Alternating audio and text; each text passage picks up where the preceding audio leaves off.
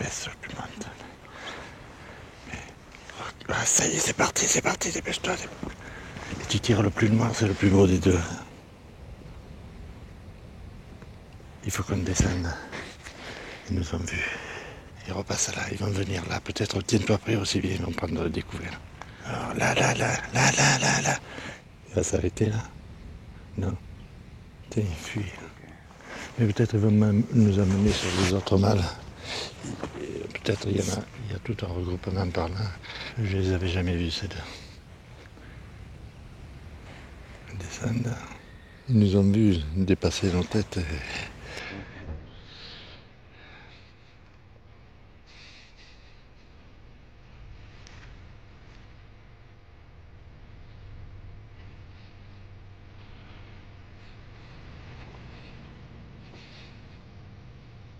Si on n'attend pas, on va se faire avoir.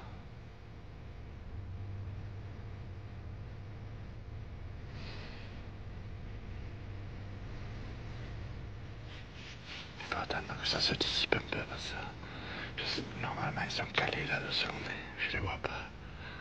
Ça va prendre 2 minutes. Fait que ça s'échappe un peu. La brume, c'est un handicap pour eux plus que pour nous. Ils n'ont pas beaucoup de repères au niveau de l'odorat, mais ils ont une très très bonne vue. Ils nous voient de très très loin. Alors le brouillard, c'est pas un avantage pour eux. Non, nous si on les voit pas, on ne sait pas où chasser.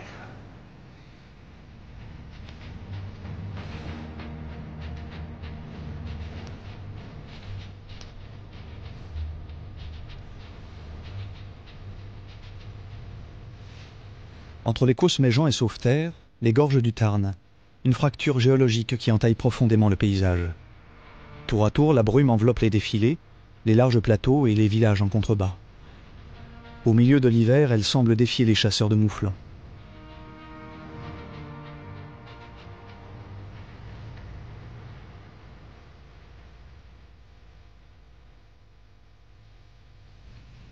Joël Bosque aime faire partager sa passion, la chasse à l'approche dans ces lieux grandioses.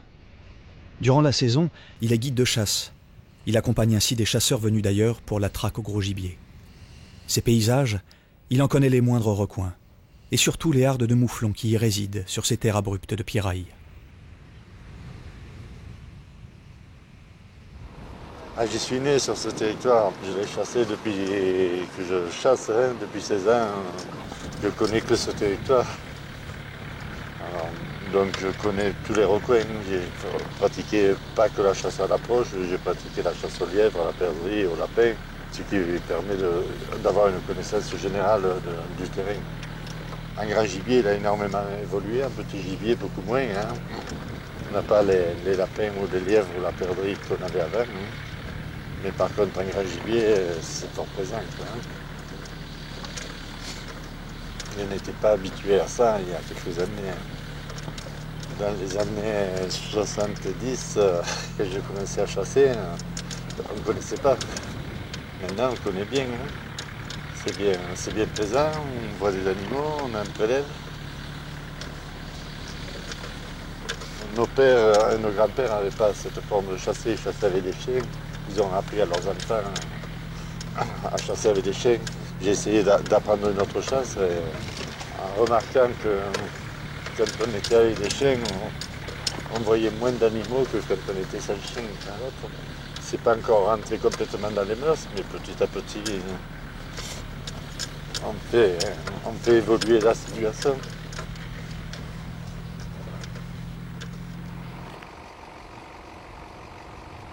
Dans ce nord des Cévennes, la chasse est ancrée dans la mémoire des hommes. Mais en quelques décennies, elle a subi une forte mutation. Les grands gibiers tels que le cerf, le chevreuil et le mouflon sont apparus au fil des réintroductions.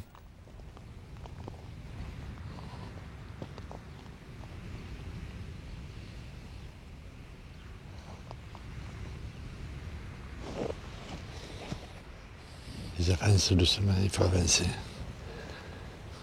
Comme eux.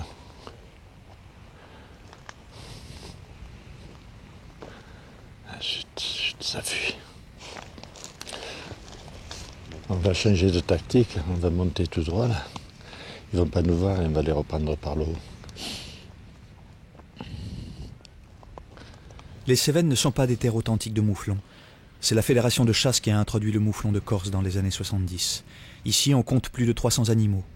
Comme ailleurs en France, il a démontré sa fantastique capacité d'adaptation à de nombreux biotopes. Mais l'essentiel des mouflons s'habille quand même sur notre société de chasse, quoi.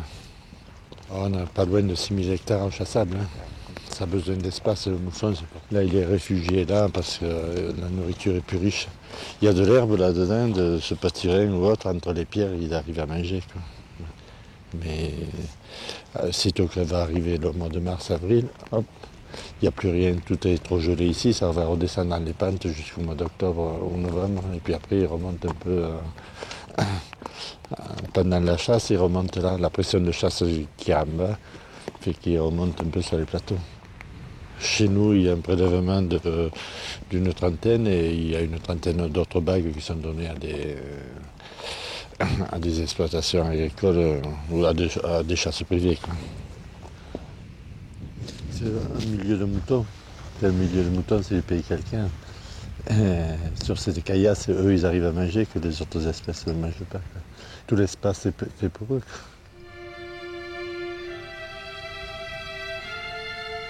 quoi. Oui, c'est sûr.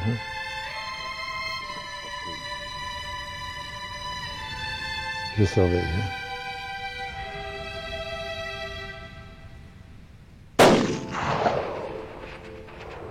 Hop, hop, hop, hop, il va tomber. Oh, c'est bien. Non, mais c'est pas très lourd, hein, mais...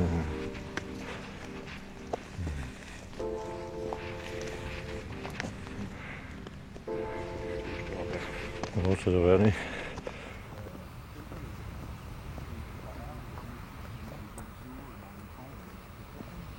La Lozère, c'est une terre d'exception.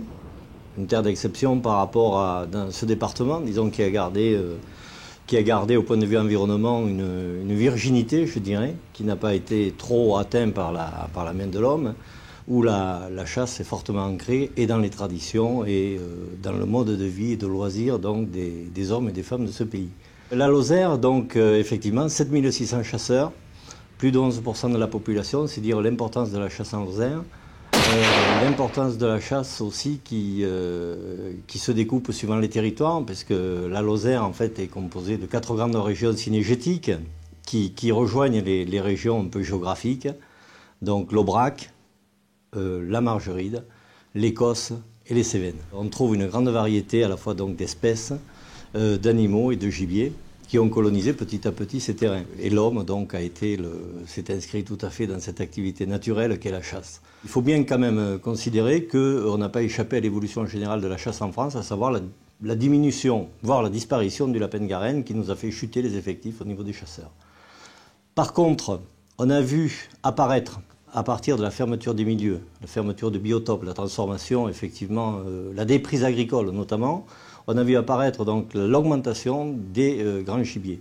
Alors, c'est pas venu par hasard, ça a été quand même une volonté de l'homme, ça a été une volonté de la fédération, qui dans les années 70 a commencé à réimplanter le mouflon dans les gorges du Tarn, qui a commencé ensuite à poursuivre à réimplanter le chevreuil, et donc le parc national des Cévennes, pour sa part, avait réimplanté le grand gibier. Et actuellement, c'est une force de la Lozère en fait. On a vu finalement une mutation du mode de chasse traditionnel sur le lièvre, la perdrix, le lapin de Garenne, qui s'est petit à petit muté sur le grand gibier, cerf, mouflon, sanglier. Et aujourd'hui, effectivement, on a des tableaux quasiment exceptionnels qui nous situent dans tous les premiers départements français. On parle souvent des départements de l'Est. On n'a rien à envier au département de l'Est, puisque notre tableau annuel est à peu près de 7000 sangliers, 800 cervidés, 4000 chevreuils, 100 mouflons. Voilà pour le plan de chasse en Lozère et les réalisations. Donc c'est dire l'importance du grand gibier. Actuellement, sous l'impulsion du parc, sous l'impulsion de la fédération, il y a encore un autre mode de chasse qui progresse, c'est le type de chasse à l'approche. Notamment avec le type de chasse à l'approche, les mouflons et les grands cervidés dans le parc national des Cévennes, notamment dans les zones interdites à la chasse et puis même dans les zones ouvertes à la chasse, puisque c'est un mode de chasse qu'on encourage et qu'on développe.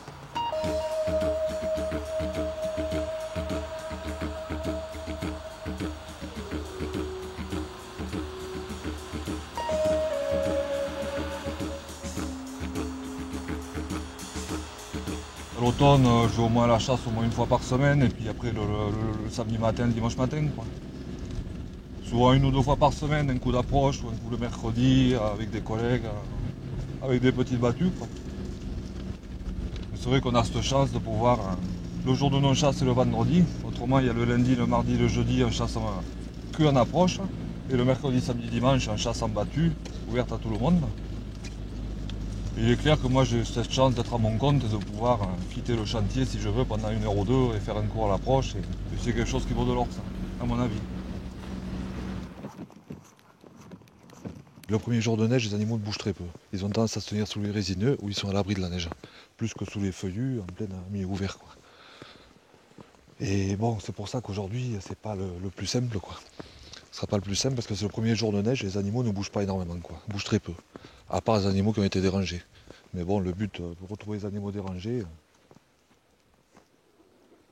il y a des traces du matin, là. On voit que ça a reneigé par-dessus, là. Voilà. Allez, par là. Allez,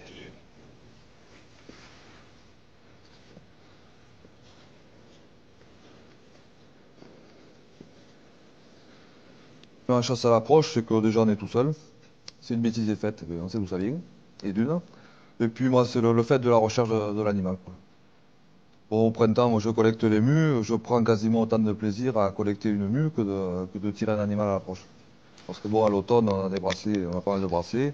Moi, des animaux, j'en vois, j'en tire pas le quart de ce que je vois, quoi. Mais il est clair que voilà, d'avoir su approcher l'animal, c'est-à-dire que ça, c'est une chasse qui est complète. La connaissance du territoire, hein, par rapport au climat, où vont se tenir les animaux. Et il est clair que quand, bon, moi, hier matin, je vais faire un tour, j'avais un bracelet de cerf. Je voulais tirer un cerf pour affiner le plan de tir. Je connaissais un cerf, je savais où il était, par rapport au temps qu'il faisait, où il s'atténuerait. Et bon, j'ai approché mon cerf, je l'ai vu, et bon, je l'ai tiré, quoi. Et c'est le fait de la chasse à l'approche. Comme la collecte des mues, c'est complet. Pour trouver une mue, il faut savoir où se tient l'animal, à telle époque, où il est, pour arriver à les trouver, quoi.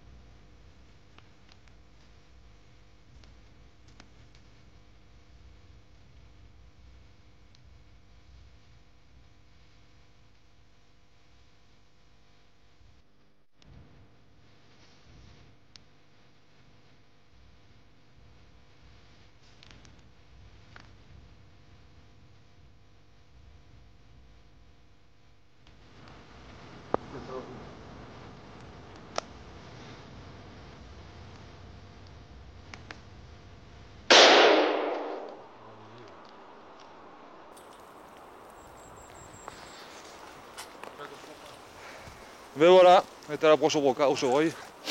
J'y croyais plus, je vous dirais franchement, j'y croyais plus, hein.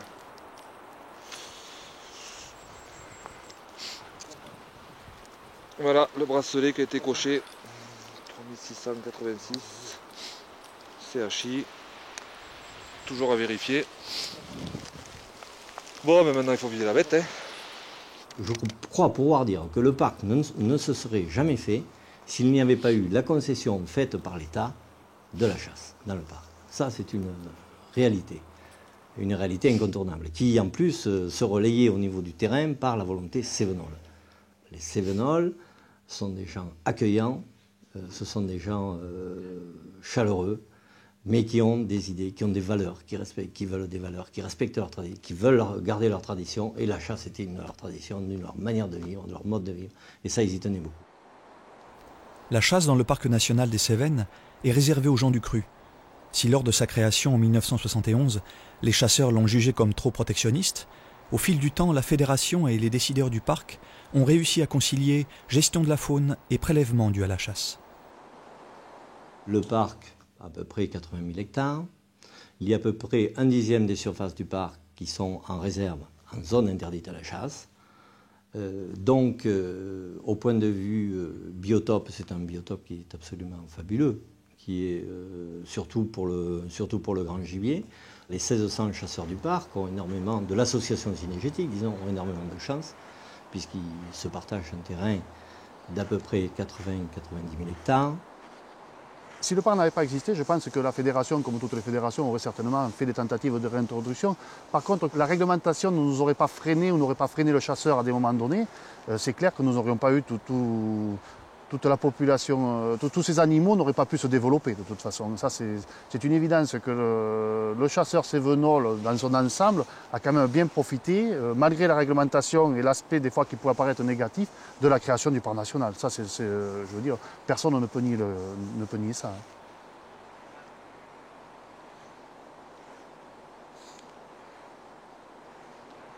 Dans la culture du chasseur cévenol, dans les gens qui ont un certain âge, je veux dire, c'était plutôt la pratique de la chasse en battue, et pour eux c'était tout à fait nouveau. Si vous voulez, déjà ce gibier-là, ils l'ont vécu plus comme une contrainte qui leur empêchait de chasser le sanglier que comme quelque chose d'intéressant. Donc ils ne se sentaient pas du tout, ils n'avaient pas envie de s'investir là-dedans. Et puis si vous voulez, en plus, l'armement n'était pas approprié. Et le fait de pratiquer la chasse à l'approche ou à l'affût permet quand même aux gens d'observer les animaux, de voir ce qu'ils peuvent tirer ou pas. Et c'est totalement différent, quoi. Je veux dire, il y a beaucoup de gens qui font des sorties et qui ne tirent pas forcément.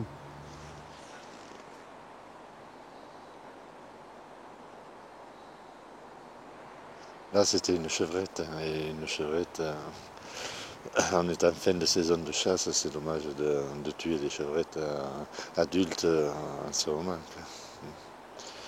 Et là encore, il y a quelques jeunes, on doit pouvoir tirer quelques jeunes ou autres pour finir le plein de chasse. Cette chevrette est pleine et au mois de mai, elle nous fera un, voire deux petits. Et c'est le capital, c'est les chevrettes. Et alors un chasseur, il ne doit pas trop toucher au capital quand il veut continuer à aller à chasser dans les années à venir. Hein. Il n'y a pas d'obligation de tir à l'approche. On est face au gibier. Hein. On est seul face au gibier. On le choisit. Hein. On le choisit. On choisit son gibier à la battue, on ne choisit pas son gibier.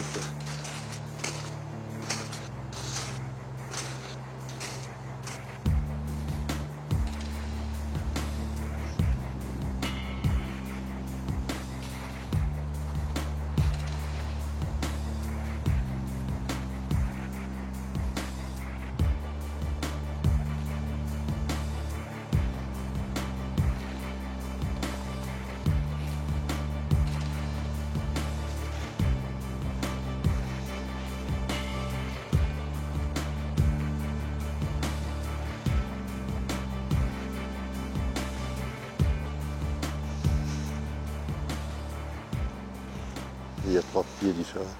Il y avoir biche fin ou daguet ou bichette, les 3. Il y a 3 animaux, on le voit bien sur la neige, c'est bien distinct. Donc ces animaux sont juste là devant nous. Hein. Ils se dérobent, mais ils ne fuient pas parce qu'ils ne sont pas découverts, on ne les voit pas. Quand ils fuient, ils passeraient à découvert. Donc peut-être juste là derrière, on va continuer nos recherches.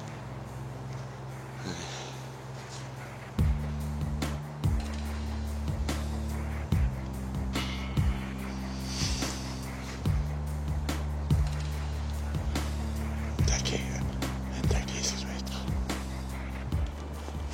Il est tout affût. C'est sorti, c'était un daguet là qu'on va monter.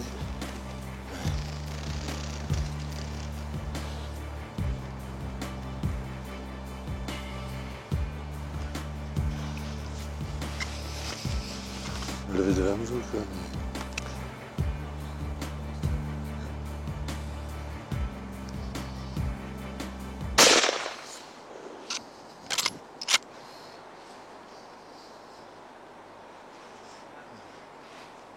Les autres animaux sont partis à ma droite, celui-là il est parti à gauche.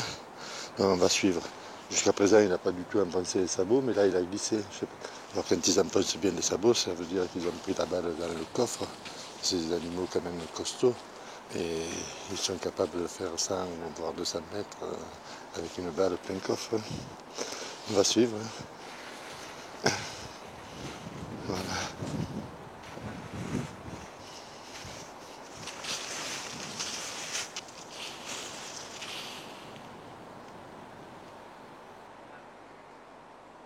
Les Lozériens sont bien sûr les premiers bénéficiaires de ce biotope fabuleux.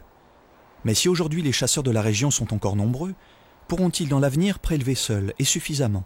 Se demande déjà André Théron, le président de l'association cynégétique du parc.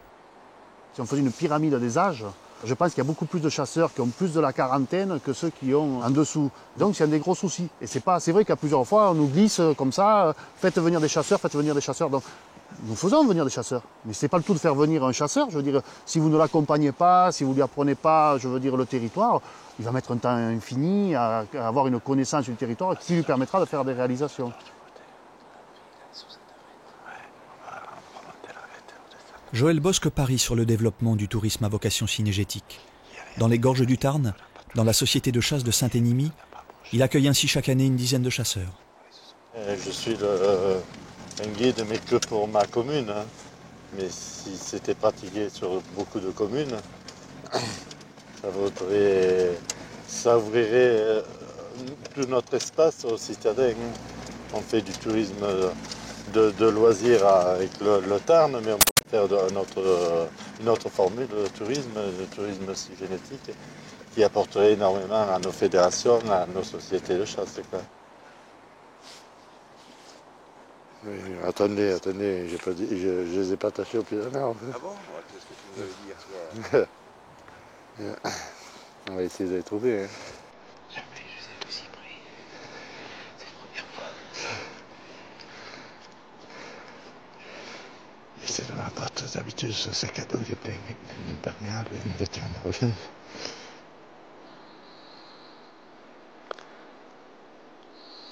Tu verras jamais les animaux.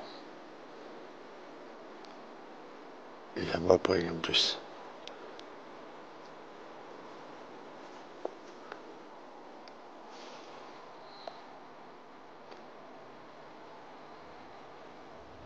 Un musicien déjà. Musicien parce que là.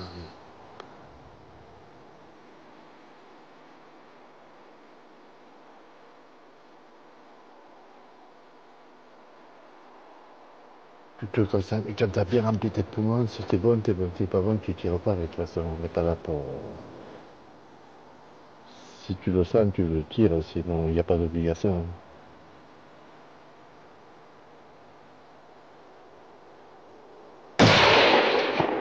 Eh ben, tu vois, tu l'as fait sec. Bravo. Bravo. Pour un coup d'essai, c'est un coup de maître. Hein. Ah oui, parce que là, c'est un tir splendide. 230 mètres, ça va? Bravo. Eh ben voilà. Eh ben, ah, regarde-moi ça. C'est pas mal. C'est-il pas beau? C'est-il pas beau? Hein? À toi le breveté. Je vais quand même avoir l'honneur d'y remettre la dernière bouchée. Ouais. Hein? Museau blanc. Museau blanc. Bel animal. Je sais pas que la chasse demeure comme ça. On en a bavé toute la journée, mais on l'a eu quand même. Ah.